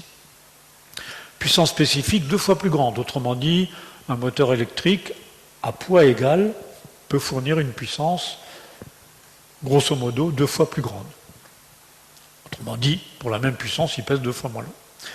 Le rendement d'un moteur thermique, ça va jusqu'à 35%, et on l'atteint très rarement. Un moteur électrique, c'est pas moins de 60%, et ça peut aller jusqu'à au-dessus de 90%. Le moteur de TGV, par exemple, ça a un rendement de 97-98%. Autrement dit, pratiquement toute l'énergie électrique qui arrive au moteur sert à la propulsion. Alors évidemment, un moteur de TGV, ça coûte cher, hein, c'est sûr. Mais dans un moteur de voiture, on a des rendements 70, 80, 90%. Donc c'est intéressant quand même. Le nombre de pièces. Dans un moteur comme ça, 200-250 pièces, ils sont gentils. Un moteur de Formule 1, je crois qu'il y a 4000 pièces en tout dedans. C'est invraisemblable. Il y a beaucoup de choses là-dedans, les culbuteurs, les soupapes, les machins. Alors qu'un moteur électrique, il peut y avoir 20, 25 pièces, 30 pièces, bien inférieur à 50, là, de toute façon. Donc une simplicité bien plus grande. Voilà. Par contre, beaucoup d'électronique, beaucoup plus que dans un moteur classique. Hein. Alors, coupleux, j'ai mis. Coupleux, ça veut dire qu'il y a beaucoup de couples, hein, et surtout, il y a du couple dès le départ. Quand vous démarrez avec votre voiture, vous, quand vous avez une voiture classique, vous ne pouvez pas démarrer facilement. Il faut faire patiner l'embrayage, etc. Il y a tout un système. Le moteur en dessous de 1000 tours par minute, il va caler. Hein, parce qu'il n'a pas de couple, il lui manque du couple. Alors que le moteur électrique, vous voyez, le couple est ici, là, dès zéro, là, dès qu'il commence à tourner, il est à son couple maximum. C'est pour ça que les voitures électriques ont des démarrages foudroyants. Hein. C'est même pas la peine de faire des tests d'accélération avec, elles enfoncent toutes les bagnoles. Évidemment, ça démarre. Je ne sais pas si vous avez déjà fait ça, moi j'ai fait ça. J'ai essayé une Tesla, donc c'est une belle voiture hein, électrique là. On a fait un test d'accélération, on était collé au siège en apnée. Hein. Bon, ben là il y avait, je ne sais pas combien de chevaux derrière qui poussaient. Mais bref, voilà. Donc, beaucoup de couples dès le démarrage. Et ça veut dire que votre moteur, il marche très bien à 0, 500, 1000, 2000, 4000, 5000, 6000 tours. Hein, il y a encore un peu de couple à 6000 tours. Autrement dit, il n'y a même plus besoin de boîte de vitesse. Ça finit, le problème a disparu. Donc il n'y a pas de boîte de vitesse dans les véhicules électriques, quand même pas mal. Hein. On peut aussi imaginer que comme ils sont légers les moteurs, on peut en mettre 4, on en met un dans chaque roue, c'est vachement bien parce que ça sert après pour l'ABS, ça sert pour le contrôle de trajectoire, tout ça, ce qu'on fait aujourd'hui en jouant sur les freins. Hein. Quand la voiture commence à déraper, on va plus ou moins serrer le frein sur une roue, desserrer sur l'autre, etc. Si vous avez un moteur dans chaque roue, il peut servir à faire tout ça. Hein. Et récupérer l'énergie au freinage, pourquoi pas. Voilà. Regardez les deux voitures ici qui se ressemblent beaucoup, Clio 5 à essence et puis la Zoé électrique, deux voitures qui ont des gabarits à peu près semblables, des puissances tout à fait analogues, 65-110 kW. Eh bien, le couple de celle qui est à essence, c'est 140 Nm maximum, et puis la Zoé électrique, c'est 220 Nm, et non pas au maximum, mais tout le temps. Donc, voiture, ça veut dire qu'elle va être très souple aussi. On peut mettre un moteur dans chaque roue, on a déjà inventé ça, regardez, Michelin a fait une roue active, enfin, il y a la suspension, il y a tout dedans, voilà un autre modèle, avec ici l'induit, etc., l'inducteur là au milieu, voilà. Donc ça peut se faire, c'est peut-être une solution à creuser. Alors, l'énergie, qui fournit l'énergie au moteur électrique? On a dit c'est bien beau, il faut que l'énergie vienne de quelque part. Pour la batterie, il faut savoir comment on la charge. Je vous disais que c'était vieux le moteur électrique, regardez. Gentot, il y a des fanatiques d'automobile là, non? L'épure de Gentot, ça vous dit peut-être quelque chose, non? Donc 1893. Et puis, les voitures à hydrogène, on a dit que c'était la même chose. Et on a un réservoir d'hydrogène, mais il faut le remplir. D'où vient l'hydrogène? Alors, aujourd'hui, l'idée la plus répandue, pratiquement pour tout le monde, c'est un réservoir d'hydrogène, une pile à combustible. Elle utilise l'hydrogène et l'air pour fabriquer de l'électricité. On stocke l'électricité dans une batterie qui n'est pas forcément très très grosse parce qu'on peut fabriquer l'électricité au fur et à mesure et on fait tourner un moteur électrique. Voilà ici, réservoir d'hydrogène avec la pile à combustible ici et le moteur là-devant. Pareil, d'où vient l'hydrogène? C'est vieux comme tout. Première pile à combustible, 1842. Encore une fois, on pense aujourd'hui, c'est un truc récent, moderne, tout ça. Ben non, c'est très très vieux. 19e siècle, on faisait des piles à combustible. Par les batteries aussi, puisque la première batterie a été faite aux alentours des années 1800. Les sources d'hydrogène, alors d'où vient l'hydrogène? Ça peut être le pétrole, évidemment. Là, on n'a pas gagné grand-chose. Sinon qu'au moment où elle fonctionne, elle ne rejette que de l'eau. C'est bien. Il y a des sources sous-marines, il paraît qu'il y a des petits volcans sous-marins qui produisent de l'hydrogène, je ne sais pas. Ça peut être l'hydrogène fatal. Alors fatal, ça veut dire de l'hydrogène qui est fabriqué, c'est le destin qu'il fabrique, dans les usines où, en fait, c'est un sous-produit. Jusqu'à il y a une vingtaine d'années, on le brûlait. On le brûlait, et puis ça partait dans les cheminées, là. Depuis, on a appris à le récupérer et à fabriquer de l'énergie avec. Donc, il n'y en a plus tant que ça de l'hydrogène fatal. Chez Solvay à Tavaux, ils utilisent l'hydrogène. Ils font tourner des génératrices, etc. Troisième solution, l'électrolyse de l'eau. Alors, évidemment, ça demande de l'énergie. À un moment donné, il faut bien qu'on ait de l'énergie quelque part pour fabriquer cet hydrogène. Alors, voilà, le schéma traditionnel est très vertueux. Le soleil nous fournit de l'énergie qui est récupérée par des capteurs. Les capteurs fabriquent de l'électricité, on électrolyse l'eau et on obtient de l'hydrogène et de l'oxygène, et on stocke ça dans des bouteilles. Et on utilise l'oxygène, je crois qu'on ne l'utilise même pas, parce qu'on utilise l'air qui contient 21% d'oxygène, donc ça marche pour faire marcher une pile à combustible. Je vais faire verdir Monsieur Fournier en lui montrant un truc comme ça. Alors, batterie et moteur électrique. Oh, 2 ou 3 voitures comme ça. La jamais contente. 1899. 1,5 tonnes, la moitié étant des batteries. Batteries au plomb à l'époque. 100 à l'heure, 105 km à l'heure sur un obus comme ça. C'était un Belge, Camille Genazzi. Donc lui, il chargeait ses batteries comme il pouvait. C'était pas à l'époque... on n'avait pas grand-chose pour faire. La Zoé, la fameuse Zoé de tout à l'heure, j'insiste pas, elle est bien connue. Les voitures Tesla américaines qui sont entièrement électriques et qui coûtent assez cher, parce que si une Zoé, ça vaut, je ne sais pas combien, 25 000, chose comme ça. Une Tesla, au minimum, c'est 50 000 €. Et encore, la petite, la Tesla 3, là. Mais c'est des voitures qui marchent très bien. Moi, j'ai un ami qui en a une, c'est une voiture absolument remarquable. Il faut accepter de vider son porte-monnaie pour ça. Donc ça, c'est batterie et moteur électrique. Alors, hydrogène plus moteur électrique, on a pas mal de bus qui roulent comme ça. Là, je vous montre un exemple ici, c'est un des premiers qui ont fonctionné, c'était à Berlin.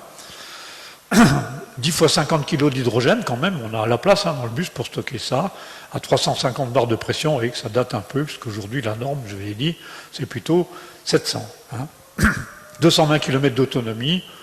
Pourquoi on est plutôt du côté des flottes captives? Parce qu'il n'y a pas de problème d'autonomie, 220 km, le bus a le temps de faire le tour de la ville, je ne sais pas quoi, et puis on peut avoir une station de remplissage, parce qu'il n'y en a pas des masses, donc on peut, quand on a toute une flotte de bus, se payer une station de remplissage d'hydrogène quelque part.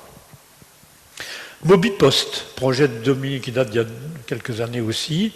La Poste, donc, il a mis au point, ils ont mis ça au point avec l'UTBM, l'Université technologique de Belfort-Montbéliard, des petits véhicules qui marchent à l'hydrogène. Le projet doit être suivi, je ne sais pas trop. Je ne sais pas trop où on en est. Mais voilà, ça devait fonctionner à Lons, à Audincourt, et même à d'autres endroits encore. Avec d'ailleurs, toujours chez Mobipost ici, une idée de comment ça pourrait fonctionner de manière vertueuse. Les capteurs ici, ça fait de l'ombre, on range les véhicules en dessous. On fabrique l'hydrogène à partir de ça, et puis on comprime. Là, il y a une station de compression d'hydrogène qui doit être là d'ailleurs. Et ça permet d'alimenter les véhicules de cette flotte captive. Je ne sais pas où ça en est. Mais on parle de véhicules du futur, donc après tout, peut-être que ce sera comme ça dans 20 ans. Aujourd'hui, il y a des véhicules qui fonctionnent à l'hydrogène. Il y en a essentiellement 3. Il y en a eu d'autres, Mercedes en avait fait un aussi, mais ils ont laissé tomber. Honda Clarity, Hyundai Nexo, celle-ci est assez ancienne aussi. Ça fait pas loin de 10 ans qu'elle marche. Et puis la Mirai en japonais, comme vous savez, ça veut dire futur. Non, vous parlez tous japonais, non? Non? Ah bon, tant pis. Futur. Moteur électrique 113 kW, 1 tonne 850, tout ça, ça pèse lourd, les batteries, ça pèse lourd. Et puis ça emmène la batterie et le réservoir d'hydrogène, on a droit aux deux là. 5 kg d'hydrogène à 700 bars, il y a 2 réservoirs séparés, donc une autonomie de l'ordre de 500 km pour chacune des 3 d'ailleurs. Ça roule, ça coûte 80 000 € à peu près, et une fois qu'on l'a, il faut savoir où on recharge les réservoirs d'hydrogène, ça c'est autre chose. J'ai vu aussi, c'était à la COP21 à Paris, à l'exposition qu'il y avait au Grand Palais, des types qui fabriquaient un scooter à hydrogène, un petit réservoir d'hydrogène comme ça, qu'on mettait derrière la selle. Puis je dis au gars, mais c'est bien rigolo, mais je trouve où moi l'hydrogène? Vous habitez où? Je dis Besançon. Oh, facile, il y a une station à Dole. Je me vois partir avec mon scooter, faire les 55 km pour arriver à la station qui doit être je ne sais pas où, du côté de chez Solvay, j'imagine, je vois trop. Et puis voilà, et puis revenir. J'aurais fait 110 km pour remplir mon réservoir. C'était un problème. Ah, 2 réalisations extraordinaires. Pardon, voilà. Alors, batterie et moteur électrique. La Aspark Owl, la chouette. 4 moteurs. Un moteur dans chaque roue, pour chaque roue. 2000 chevaux, c'est-à-dire 1500 kW à peu près de puissance. 1 tonne 9, et ça roule à 400 km à l'heure. Il y a une batterie de 64 kWh, je vous disais tout à l'heure 15 kWh pour 100 km, donc avec ça on a une autonomie de l'ordre de 400 km. Mais pas à 400 km à l'heure. Si vous faites d'une pointe à 400 à l'heure, au bout de la ligne droite, il n'y a plus rien, c'est sûr. Et puis celle-ci, qui est promise pour 2024, qui a déjà roulé, ça c'était en 2018, une voiture pour les 24 heures du Mans qui s'appelle LMP H24, donc LMP c'est le Mans prototype, hydrogène pour 2024. On va attendre de voir si elle y arrive. Mais voilà, ça devrait être la démonstration que ça peut fonctionner, quoi. Voilà, problème bien évidemment, on n'a pas de station de remplissage. En France, il y en a quelques-unes, il y a celle de Dole qui est là. Voilà. Ça, c'est Sassenage, c'est l'air liquide qui est installé là-bas, puis c'est à peu près tout. Peut-être ici. Les Allemands en ont beaucoup, enfin, il y en a beaucoup aussi dans le Nord, ici. Alors, un petit bilan. En voilà une qui fait semblant de voler, là. Hein. C'est un concept qui n'est même pas un concept car, c'est un concept de design graphique. C'est-à-dire qu'elle a été dessinée, mais elle est restée dans l'ordinateur. Hein. Elle s'appelle Calamaro Flying Concept. Voilà. Un concours de dessin qui avait été organisé par Porsche, d'ailleurs. Il y a les petits anneaux de Audi, mais c'est Porsche qui avait lancé le deal. Hein. Ça, c'est la base de réflexion qu'on peut s'imposer. Si on veut que la voiture soit durable, il faut qu'on se rappelle ce que c'est que le développement durable. Développement durable, ça veut dire qu'on tient compte de l'écologie, bien sûr, mais qu'on tient compte aussi du social ou du sociétal, on dira plutôt aujourd'hui, c'est un peu plus large que le social, et puis qu'on tient compte de l'économique. Autrement dit, une voiture, il faut qu'elle respecte l'environnement, il faut qu'on puisse monter dedans, etc., enfin qu'elle serve à quelque chose, hein, et puis il faut qu'elle ne coûte pas 200 000 euros, et donc qu'elle soit viable du point de vue économique. Hein. Viable, vivable, équitable, oui, le commerce équitable, c'est ça, c'est hein, économique et social, et puis durable au carrefour de ces trois piliers. Hein. Et ça, les gens qui parlent un peu de ces choses-là, n'oublient jamais ça, parce que quand vous écoutez les discours, ils vous parlent tout de suite de ces trois piliers, sans forcément les nommer comme ça, mais en montrant qu'ils font attention à l'argent, qu'ils font attention aux gens aussi, hein, et puis à l'environnement, quoi. Voilà. Alors évidemment, il y a plein de problèmes, hein, carburant, le recyclage de la voiture, l'utilisation de métaux rares qui dans les moteurs par exemple, ou dans les batteries, du samarium, du cobalt. Le cobalt, il n'est pas classé dans les métaux rares, mais il est quand même sur la sellette, tout un tas de produits comme ça.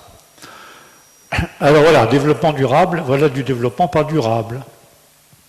La course, je vous lis le texte, hein, ça vaut le coup. La course ruineuse à l'hydrogène propre. La France, l'Allemagne et l'Europe s'apprêtent à miser des dizaines de milliards d'euros pour développer la filière. Mais les technologies sont loin d'être assez matures pour produire de l'hydrogène vert à prix compétitif. Voilà. Quand on fait de la recherche, on n'est jamais rentable. Hein. Sinon, on n'est plus dans de la recherche, on est dans les applications. Je ne sais pas ce que l'opinion dit des recherches qui sont menées, par exemple, sur ITER. On essaie de faire des recherches pour fusionner l'hydrogène et faire, non pas des centrales nucléaires à fission, comme elles existent aujourd'hui, mais des centrales nucléaires à fusion, ce qui est peut-être 10 fois plus compliqué. Hein. Alors, on peut dire la même chose. Qu'est-ce que c'est que ces énergumènes? C'est pas rentable, je ne sais pas quoi. On n'a même pas encore fait marcher ça, mais bon. Quelques atomes, on arrive à le faire, mais quelques milliers d'atomes peut-être. Hein. Et puis en prime, on vous met évidemment des petites bagnoles ici dont tout le monde voit que c'est pas ça, pas là-dedans qu'on va rouler, quoi, hein, pour ajouter un peu à ça. Voilà. Donc si vous tenez compte que de l'économique, aujourd'hui, vous roulez avec des voitures à pétrole. C'est très simple. Hein. C'est elle qui coûte le moins cher et c'est elle qui, en gros, voilà, fonctionne le mieux, quoi. Alors, les sources d'énergie, regardez ici l'essence. L'essence est extrêmement énergétique. 1 kg d'essence, 12 kWh, 1 litre, 10 kWh. On ne peut pas faire mieux.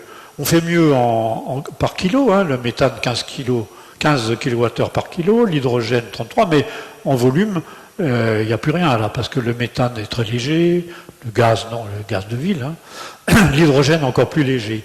Donc le meilleur là-dedans, c'est évidemment l'essence, qui concentre l'énergie dans un volume faible, ou l'éthanol, un petit peu du même genre ici.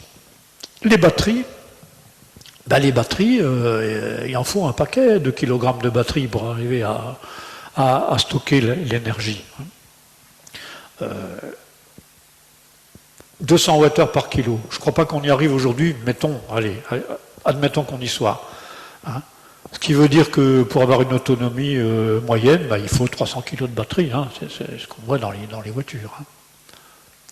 Alors qu'en essence, il faut énormément moins. Hein. Pour faire 300 km avec l'essence, il faut, je sais pas moi, une vingtaine de litres, ça fait 20 kg, quoi. Dans un réservoir très léger, en tôle. Hein.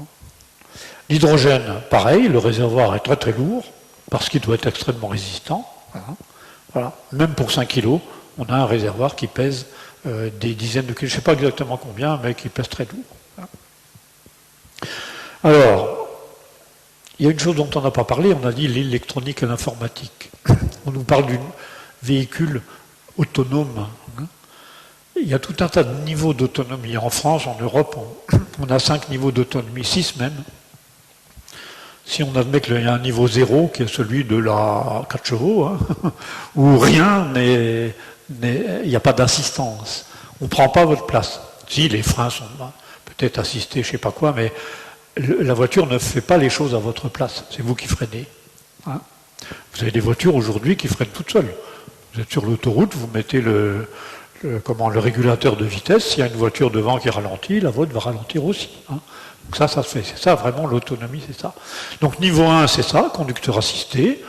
On repère la voiture de devant, le radar repère la bagnole et adapte la vitesse à celle du véhicule de devant pour qu'on ne lui rentre pas dedans.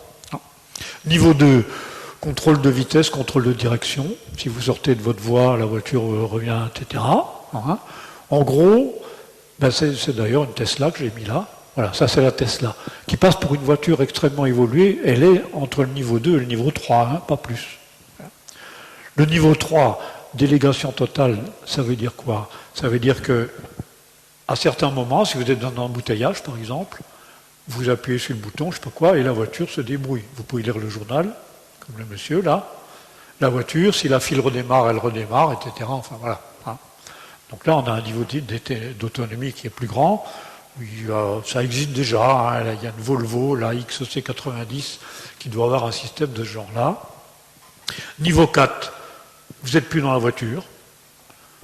Alors, pas dans toute situation, mais par exemple, vous avez une petite télécommande, vous appuyez dessus, et la voiture sort du garage, ou rentre dans le garage, enfin bref, toute seule. Elle sait faire ces choses-là. Mais elle ne va pas être sur la route comme ça. Ça, c'est le niveau 5. Le niveau 5, alors le niveau 5, qu'est-ce qu'il y a au niveau 5? Il n'y a plus rien. Cédric, là. Pas de tableau de bord. Là, je vous parle de la voiture du bas, la Volkswagen Cédric. Elle n'a plus de tableau de bord. Elle n'a pas de colonne de direction. Elle n'a pas de poste de pilotage. Elle n'a plus de pédale. Voilà. Ça, c'est l'autonomie complète. Le pare-brise avant, c'est un écran de télé.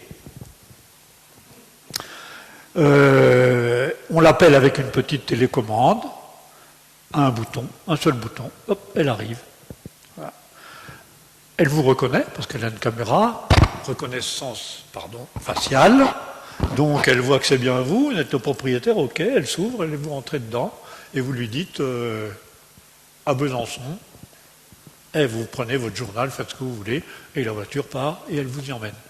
Il n'y a pas, ça n'existe pas aujourd'hui, hein, bien sûr. Hein. Ça existe avec Google Car, etc., mais c'est pas sur la route, hein, ça pose des problèmes inextricables. Si vous avez un accident, qui est-ce qui est responsable? C'est pas vous, ne conduisez pas. Ah, c'est qui? C'est le constructeur? C'est quoi? Rien que ça, voilà.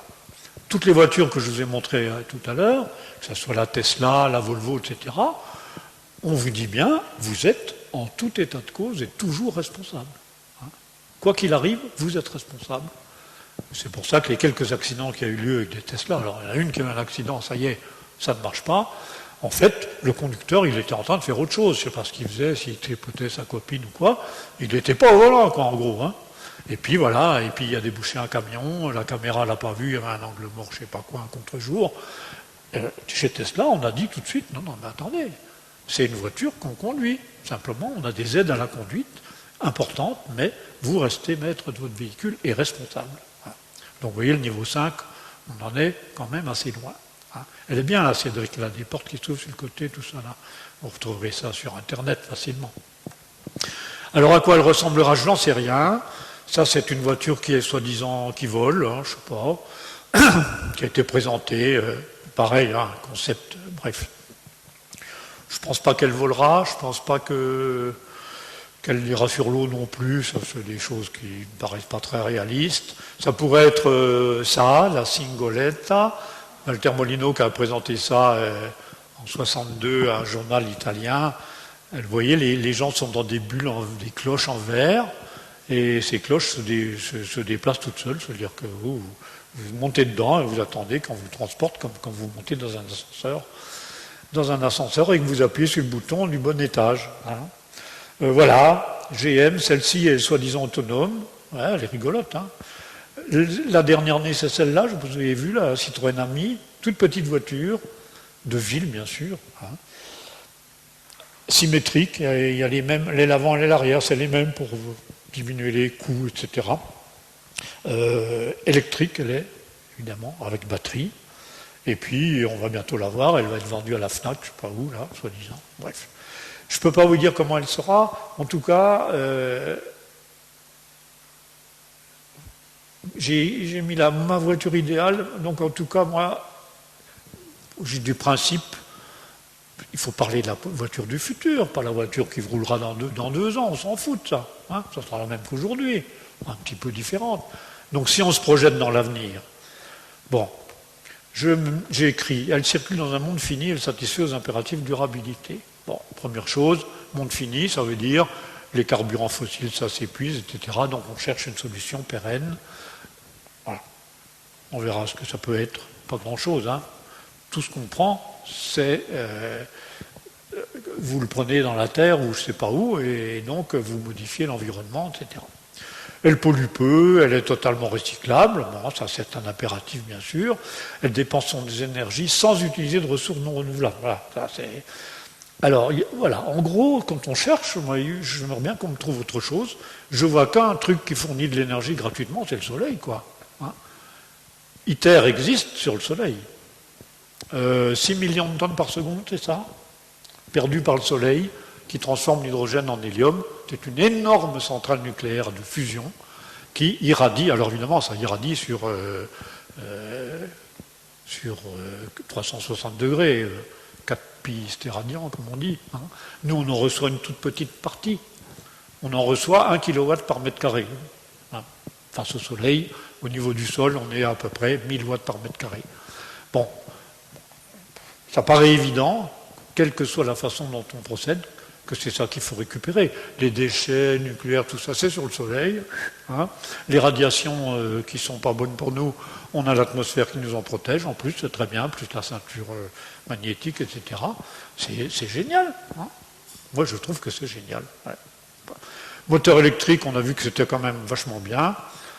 Un moteur par roue, traction intégrale, ça paraît un système très efficace, hein, au fonctionnement, peut-être autonome, je ne suis pas sûr, et peut-être de définition de véhicule. Quand on réfléchit, on se dit qu'on pourrait avoir une petite voiture pour la ville, ce n'est pas les mêmes caractéristiques que sur la route. Et puis sur la route, est-ce qu'on y va souvent? Si on n'y va pas souvent, peut-être qu'on n'a pas besoin d'une voiture comme ça. On en loue une quand on part en vacances, pourquoi pas, hein. Ou l'inverse. On prend une voiture parce qu'on fait de la route, et puis quand on va en ville, on loue une petite voiture, comme il y a aujourd'hui, hein, électrique, etc. Bon, il y a des réflexions à mener là-dessus. Moi, j'ai des voisins, ils n'ont plus de voiture du tout. Ils font tout en vélo. Oh, moi, je les admire, hein, chapeau, hein, ils sont jeunes. Bon. Ils font tout en vélo, y compris trimballer les gosses et tout, y compris quand il pleut. Et puis ils louent une voiture 1 fois ou 2 par an pour faire des ménagements ou pour faire partir en vacances, etc. C'est tout. Ah. Alors, voilà, d'autres possibilités. On roule moins, bah oui, pourquoi pas. Je sais pas. Rouler collectif, d'accord, ça c'est une solution qui n'est pas neuve. Hein. Travailler à distance pour limiter, voilà, tous ces problèmes qui sont très actuels, hein, d'ailleurs. Hein. Décentraliser la France, bah oui, parce que il serait temps qu'on puisse travailler chez soi ou pas loin de chez soi sans être obligé d'aller à la capitale ou à la préfecture. Voilà. Eh ben voilà, eh ben c'est bien, je vous ai laissé le temps de questions.